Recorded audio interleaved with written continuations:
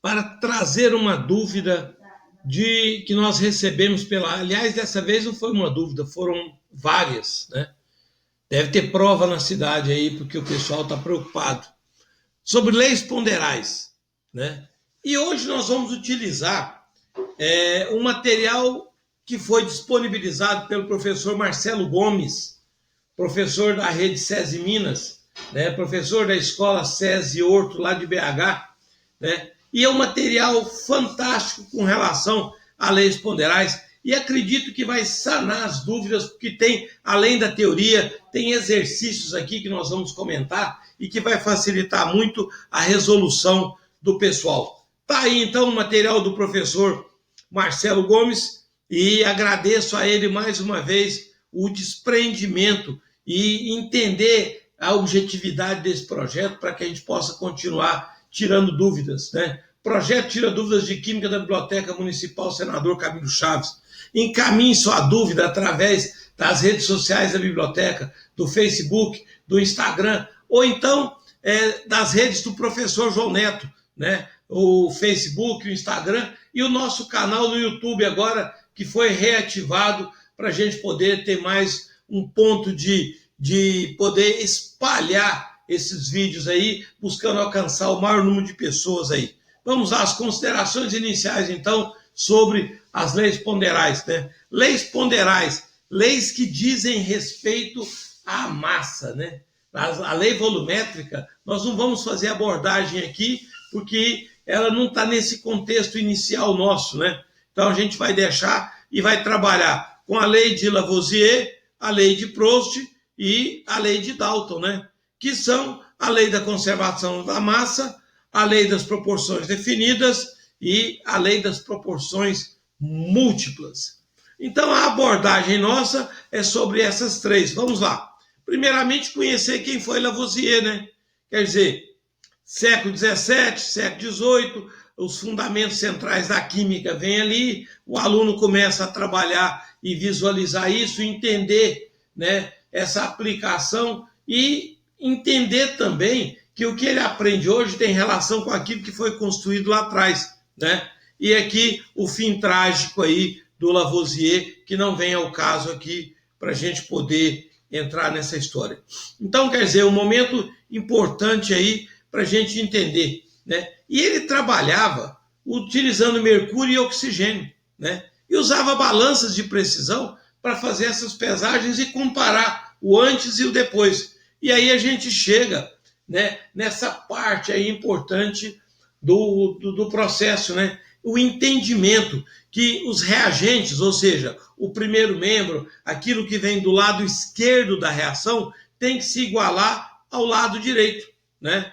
Olha lá, a soma das massas dos reagentes é sempre igual à soma das massas dos produtos. Então, nada se cria e nada se perde, tudo se transforma. E aí eu vejo que a massa de A somado com a massa de B vai produzir a massa de C e a massa de D. A soma dos reagentes é igual à soma dos produtos. Primeiramente, a decomposição térmica do carbonato de cálcio. 100 gramas de carbonato de cálcio vão se decompor em 56 gramas de óxido de cálcio e 44 gramas de gás carbônico. Veja, a soma de um lado, perdão, se iguala à soma do outro. Então a gente tem que fazer sempre essa conferência, né? 18 gramas de água, eu tenho 2 gramas de hidrogênio, 16 gramas de oxigênio. Fazendo a conferência, 18 é igual a 18. E a amônia se decompõe em nitrogênio e hidrogênio, né? 34 gramas de amônia, 28 mais 6, 34 também. Essa é a lei de Lavoisier, né? Uma coisa simples, princípio básico do cálculo estequiométrico, né? O que eu tenho que observar? Alguns casos especiais, por quê? Lavoisier se aplica a sistema fechado. E quando eu queimo, por exemplo, uma palha de aço, você vê que não tem desprendimento de fumaça ali, né? Mas tem sim uma incorporação do oxigênio que está alimentando aquele processo ali. Então, quer dizer, a massa do bombril, no caso, a palha de aço, né? pesada depois é maior do que a anterior. Então a gente tem que ter cuidado com isso, né? No lado direito, eu posso pensar num comprimido efervescente, né, que tem liberação de gás carbônico. Mas eu poderia pensar também numa folha de papel pesada numa balança de precisão antes e depois, né? Como a queima do papel vai liberar gás carbônico ali, vai ter fumaça saindo, né? A gente vai entender que você tem uma queima, não só gás carbônico, mas água também, né? Uma queima, e eu tenho desprendimento. Nesses casos, são sistemas abertos. A gente não pode raciocinar da mesma forma. A gente tem que ter um certo cuidado aí, né? Ou seja, a palha de aço, ao ser queimada, ela vai absorver o oxigênio do ar.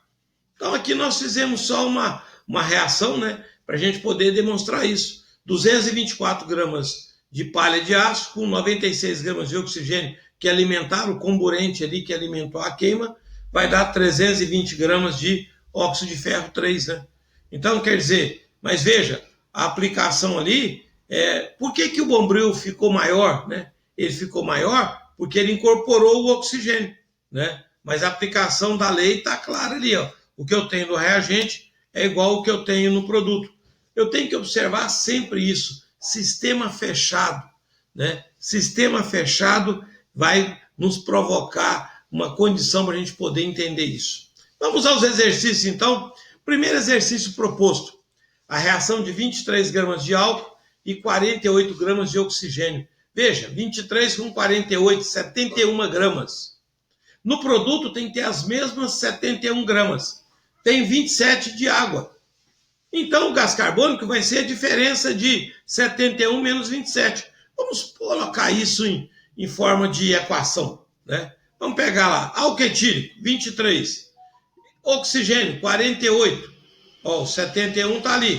O que vai produzir? Gás carbônico? Não sei. Mais quem? Mais água, que é 27. E aí, veja a importância do processo. Eu tenho ali 71 de um lado, 71 tem que estar do outro. 71 menos 27, 44 gramas seria a alternativa correta para a gente poder acertar essa questão. Então, veja, uma coisa muito simples, né? É uma aplicação tranquila. Aqui buscando aqueles casos especiais, né? A queima de uma amostra de palha de aço produz um composto purulento de massa. Menor, igual, maior que a original, igual a de oxigênio, menor do que a do oxigênio do ar. Palha de aço, ao ser queimada em um sistema aberto, vai apresentar o quê? Ele vai incorporar o oxigênio, né? Uma massa maior que a massa original da palha de aço. É um caso para a gente poder lembrar com relação a isso, né?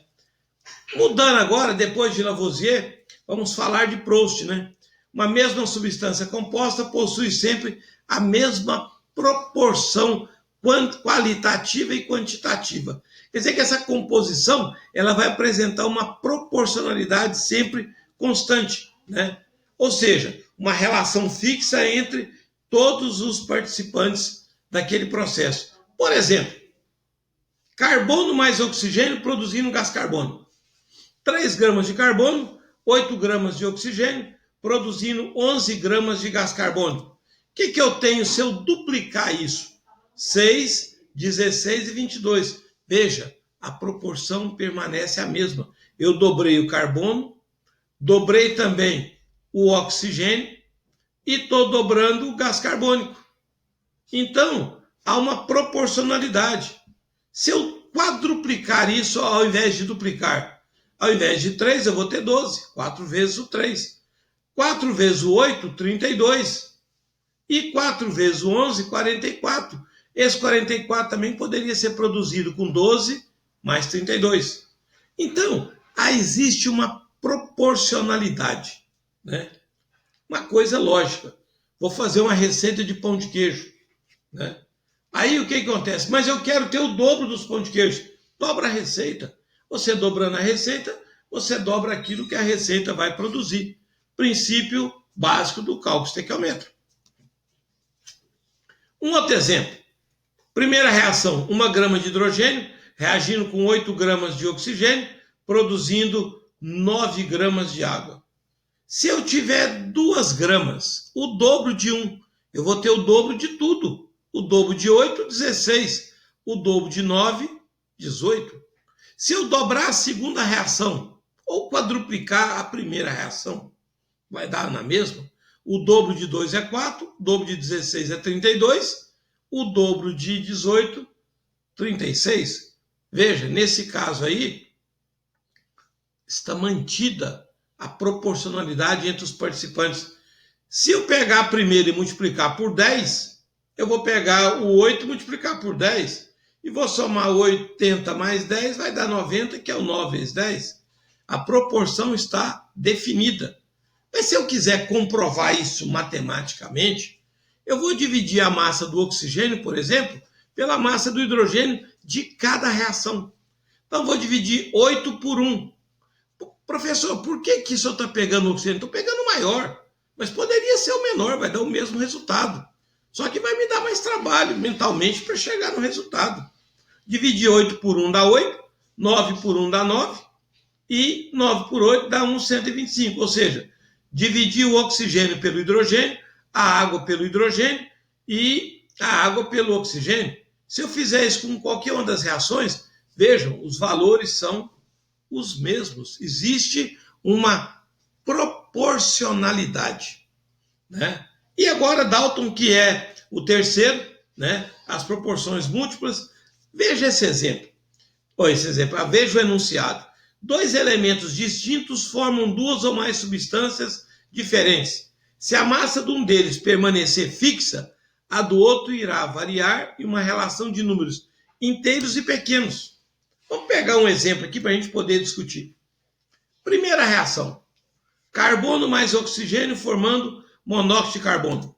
Segunda reação. Carbono mais oxigênio formando dióxido de carbono. Observe, se a massa de um deles permanecer fixa, o carbono está fixo, é 12. Quem está variando? O oxigênio e o monóxido de carbono. É claro que os resultados, o produto não pode ser igual. Se os valores estão mudando, o produto vai ser diferente também. O que acontece? Se eu observar, o oxigênio na primeira é 16, o oxigênio na segunda é 32. Existe uma relação direta ali, mas é só você observar que a reação de baixo é o dobro da reação de cima. Então haveria ali uma relação de números inteiros e pequeno. Vamos ao exercício. No caso aqui, metano mais oxigênio formando gás carbônico e água. É muito comum esse tipo de exercício em avaliações.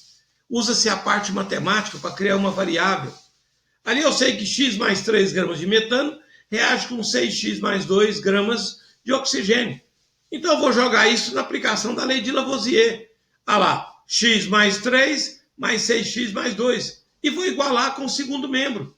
6x menos 8 mais 3x mais 3. Matematicamente agora, nós vamos colocar a variável de um lado só. E lembra que eu vou cortar esse 6x com 6x aqui, ó, porque um é positivo, o outro é negativo. X menos 3x vai dar menos 2x. Né? Vou cortar os 3 aqui também, ó. Um é positivo, outro é negativo. Menos 8 com menos 2, menos 10. Então, fechou a questão. Menos 2x igual a menos 10, multiplica por menos 1. X igual a 10 sobre 2, x igual a 5. Não acabou a questão. Agora que a questão começou. Porque eu sei que se o x é 5, o metano tem 5 mais 3. O metano tem 8 gramas. 6x mais 2. 6 vezes 5, 30, mais 2, 32. 6x menos 8. 30 menos 8, 22. 3 vezes 5, 15, mais 3, 18. Então, veja, eu tenho de um lado 8 mais 32, que dá 40. E do outro lado eu tenho também 40. Aí é só eu olhar o enunciado e ver aonde que está a saída. Olha lá, massa de água 33, está fora. Massa de água 18. Obtidos 38 gramas de gás carbônico, não, 22. Terceira alternativa, a massa de oxigênio usada é 32. Questão fechada, um abraço, né? Ou seja, essa está no papo. E uma questão que, observa, nas avaliações que acontecem por aí, sempre o professor usa isso para trabalhar a parte matemática com a parte química, né? Considere as seguintes reações químicas que ocorrem em recipientes abertos colocados em uma balança. E aí é preciso que eu veja o que ele quer saber antes de analisar. Em todos os exemplos, a balança indicará uma diminuição de massa, exceto. Então eu quero aquela que não vai diminuir. Vamos pensar, bicarbonato de sódio com vinagre. Bicarbonato de sódio com vinagre é o princípio básico da propulsão do foguetinho da MOBFOG, né? Da Amostra Brasileira de Foguetes, né? Então, neste caso aqui, eu sei que ele vai liberar gás carbônico que vai dar pressão para poder decolar o foguete, é o combustível do foguete. Então, ela é menor, não serve para mim, eu estou querendo alguém que não seja menor, né?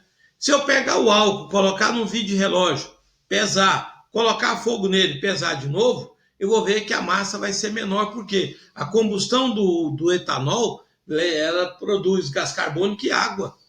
Então, vai liberar, né? Vai liberar, vai ficar menor. Dissolução de um comprimido efervescente em um copo de água.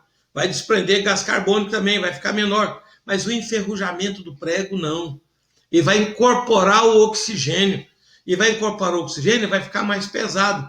Um prego antes de enferrujar e um prego depois de enferrujar, você vai notar tranquilamente que a massa dele enferrujado é maior que a massa dele antes de enferrujar. Questão está no papo, é o item 4, uma questão teórica fácil da gente poder entender, né? Vamos pegar uma outra questão do carbonato de cálcio, que ele é constituinte das conchas, das pérolas e das cascas de ovos. Os elementos formadores estão combinados na proporção de 10 gramas de cálcio, 3 gramas de carbono, 12 gramas de oxigênio. Olha que ele já te deu uma dica enorme aí, ó. 10 mais 3 mais 12, 25. Então, eu consigo formar 25. Quanto há em cada elemento em 100 gramas? 100 gramas é 4 vezes o 25. A questão já fechou. Mas, professor, coloca isso no papel. Por que ela fechou? Porque se 100 é 4 vezes 25, vai dar 40, vai dar 12 e vai dar 48. Mas vamos colocar isso na matemática, né? Olha bem, você tem que pensar aqui o seguinte, ó. Isso aqui, o 100 é 4 vezes maior. Então, eu vou multiplicar toda a minha equação por 4. 10 vezes 4, 40. 3 vezes 4, 12. 12 vezes 4 dá 48. Mas se eu quiser enrolar um pouco, né, para esperar o concorrente amigo distanciar de mim mais ainda, eu vou colocar lá, ó, calculei 40, calculei o 12 e calculei o 48. 40 com 48, ó, 40 com 48, 88 com 12, 100 gramas, né? Mas, você perdeu tempo fazendo isso, né? Vamos terminando o nosso trabalho aqui. 7 gramas de nitrogênio reagem com 1,5 gramas de hidrogênio, produzindo gás amônia. 7 mais 1,5, 8,5. 8,5 gramas.